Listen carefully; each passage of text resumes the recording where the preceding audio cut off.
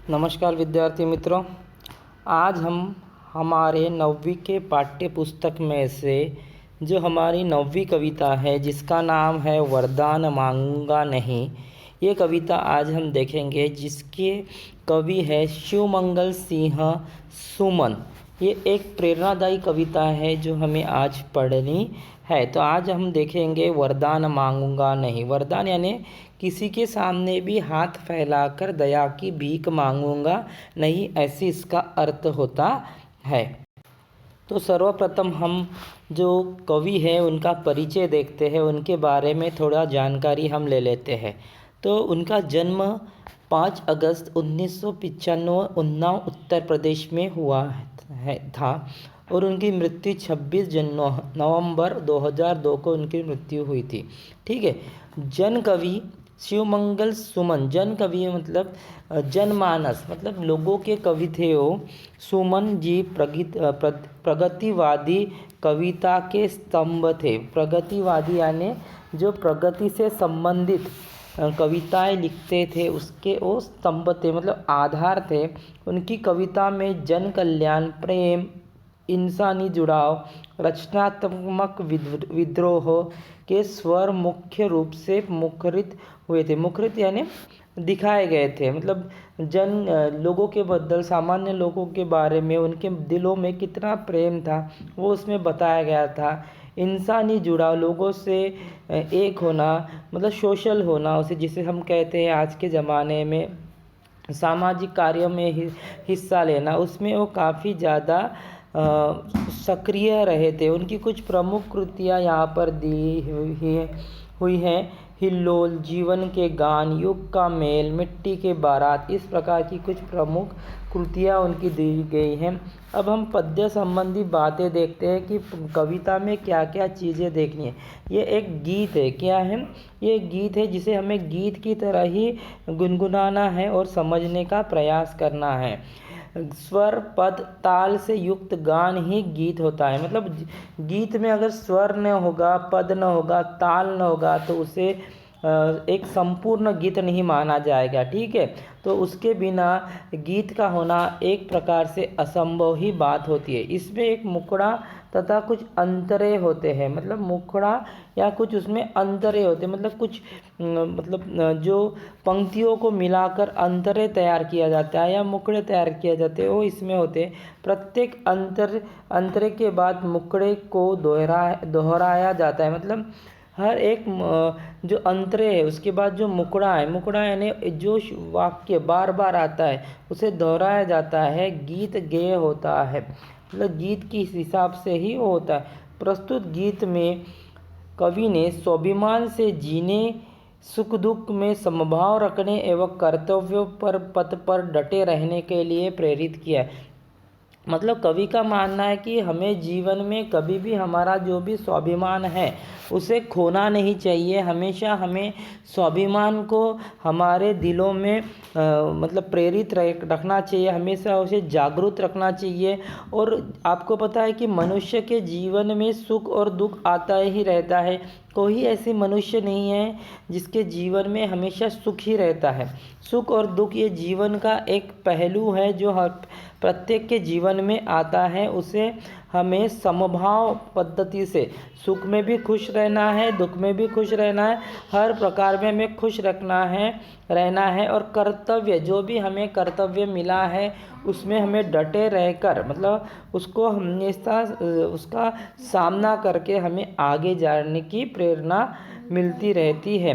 मतलब हमें जीवन में सुख दुख आते रहेंगे, हार जीत आती रहेगी, हर प्रकार की कठिनाई आती रहेगी, लेकिन उसमें हमें डट कर उसका सामना करना है, क्योंकि हार और जीत ये जीवन का एक हिस्सा है। कभी हम हारते हैं, कभी हम जीतते हैं, हमेशा ही जीत होगी ऐसा किसी के साथ भी नहीं होता है। जिस वजह से हमें ये जान लेना चाहिए कि ये जीवन का हिस्सा है और इससे हमें हार नहीं माननी चाहिए। तो चलो मित्रों, अभी हम कविता का अर्थ, भावार्थ जानने का प्रयास करते हैं। ठीक है। तो सबसे पहले जो अंतरा है या मुखड़ा है उसमें देखते हैं। ये हार एक विराम है, जीवन महासंग्राम है, तिल तिल मिटूंगा पर दया की भीख मैं लूँगा नहीं, वरदान मांगूंगा नहीं। मतलब ये हार एक विराम है। विराम मतलब एक स्टॉप है, जिसे हम कहते हैं कि जहाँ हम थोड़े देर के लिए रुक जाते हैं, है कि नहीं, कि वहाँ ये एक विराम है। विराम यानी एक प्रकार का ठहराव है, मतलब हम वहाँ पर ठहरते हैं, ठहराव है। जीवन महासंग्राम है, मतलब जीवन एक महायुद्ध है। महासंग्राम यानी कहा था एक युद्ध है जहाँ पर हम है। जीवन हमेशा सादा नहीं होता, जीवन में एक हमेशा युद्ध चलते रहता है। तिल तिल तिल तिल यानी धीरे धीरे, तिल तिल करके हम समाप्त होना यानी धीरे धीरे हम मिटते हैं। तो लेकिन फिर भी हमें दया की भीख नहीं मांगना। इसका अर्थ क्या होता है, कवि कहना चाहते हैं कि ये जीवन एक महायुद्ध है। जीवन क्या है, एक महायुद्ध है। और इस महायुद्ध में कभी हमारी हार भी होती है, कभी हमारी जीत भी होती है। तो हमें जीत में हमें कभी भी हमारा आपा नहीं खोना चाहिए, और हार में हमें कभी हमारा आत्मविश्वास नहीं डगमगाना देना नहीं चाहिए। दोनों भी परिस्थिति आती है, हार हो जीत हो, दोनों को हमने समान पद्धति से उसका सम्मान करना चाहिए।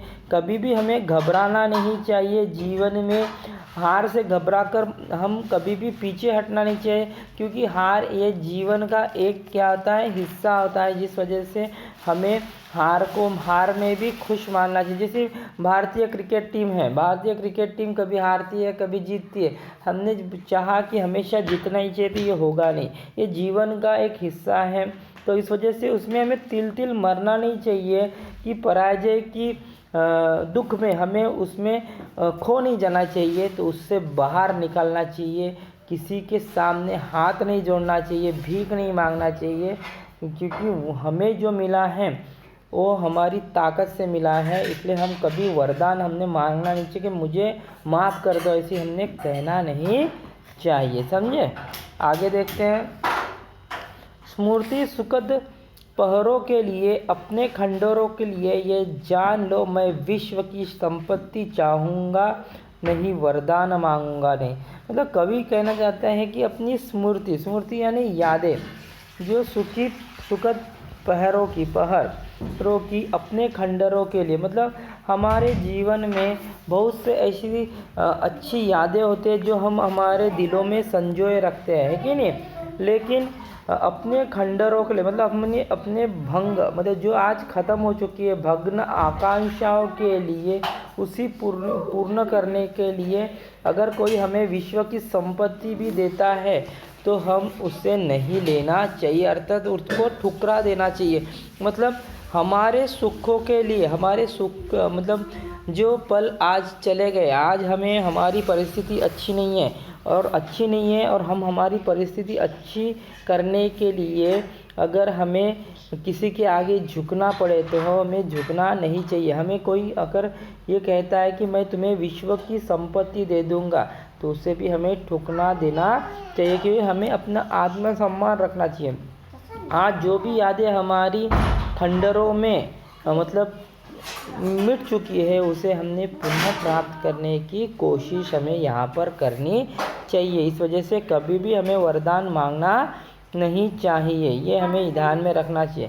क्या हार में क्या जीत में, किंचित नहीं भयभीत में, संघर्ष पथ पर जो मिले यह भी सही वह भी सही, वरदान मांगूंगा नहीं।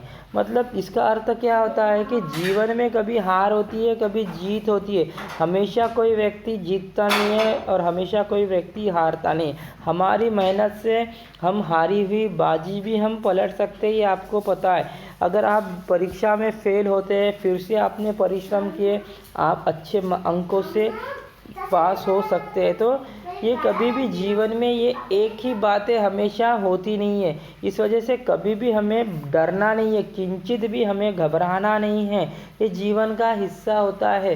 कभी एकदम कठिन परिस्थिति आती है जिसमें हमें उस कठिन परिस्थिति में खुद को बिखर नहीं देना है, तो हमें उससे उभरना है, उसे जीत में तब्दील करना है संघर्ष पथ पर। और संघर्ष जीवन में संघर्ष करते करते हमें ऐसी ऐसी पल आते हैं तो उसे हंसकर स्वीकार करना है। दुख में डुबो नहीं देना है खुद को, और खुद को बिखेर नहीं देना है। और लेकिन किसी के सामने मतलब कृपा की भीख नहीं मांगना है, वरदान नहीं मांगना है। अपने परिश्रम से ही हमें आगे जाना है कि जीवन में हार और जीत ये लगी ही रहती है मित्रों। ठीक है। लघुता न अब मेरी छुओ, तुम ही महान बने रहो। अपने हृदय की वेदना मैं वेतन त्यागूंगा नहीं, वरदान मांगूंगा नहीं। इसका अर्थ क्या होता है? लघुता यानी छोटा होना। मतलब भले ही मैं आज छोटा हूँ तो इसमें मुझे चिंता करने की कोई ज़रूरत नहीं, मैं उसमें खुश हूँ। मैं आज गरीब हूँ या छोटा हूँ, मैं उसमें खुश हूँ। तुम बड़े हो, तुम महान हो, तुम महान बने रहो, इसमें मुझे कुछ कहना नहीं है।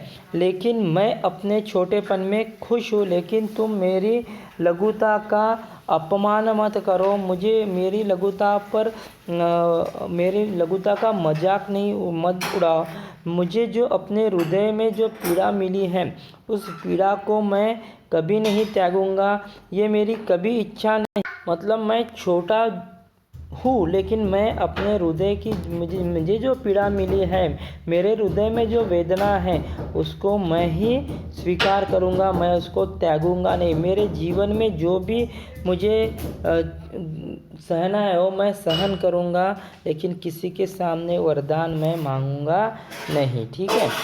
चाहे हृदय का ताप दो, ताप यानी यहाँ पर बताया गया है कि गर्मी, चाहे मुझे अभिशाप दो मतलब श्राप दो, कुछ भी करो, कर्तव्य पर से किंतु भागूंगा नहीं, वरदान मांगूंगा नहीं।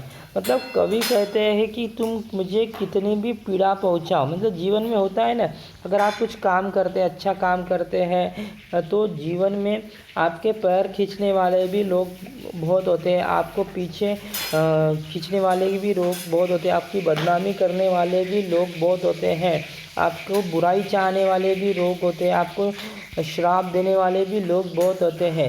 लेकिन अगर हम उससे डर गए और अपने जो कर्तव्य पथ से अगर हम पीछे हट गए तो हम कभी भी आगे नहीं बढ़ पाएंगे। इस वजह से जीवन में ये सब कुछ चलता रहेगा, लेकिन हमें हमारे कर्तव्य पथ पे डटा रहना चाहिए, कभी भी उससे भागना नहीं चाहिए। क्योंकि जीवन में अच्छे बुरे लोग हमें मिलेंगे, कोई हमें बढ़ावा देंगे, कोई हमारा आत्मविश्वास बढ़ाएंगे और कोई हमारे पैर पीछे खींचेंगे, मतलब हमें नीचा दिखाने का प्रयत्न करेंगे। लेकिन हमें उसमें डरना नहीं है, किसी के आगे गिड़गिड़ाना नहीं है, वरदान तो बिल्कुल हमें मांगना नहीं है मित्रों। तो इस कविता में हमें प्रेरणादायी संदेश ये मिलता है कि हमेशा जीवन में सुख और दुख आते ही रहेंगे। किसी भी प्रकार की परिस्थिति हो, हमें डट कर उसका मुकाबला करना है और कभी भी हमें डरना नहीं है और किसी के सामने गिड़गिड़ाना नहीं है मित्रों। ठीक है, धन्यवाद।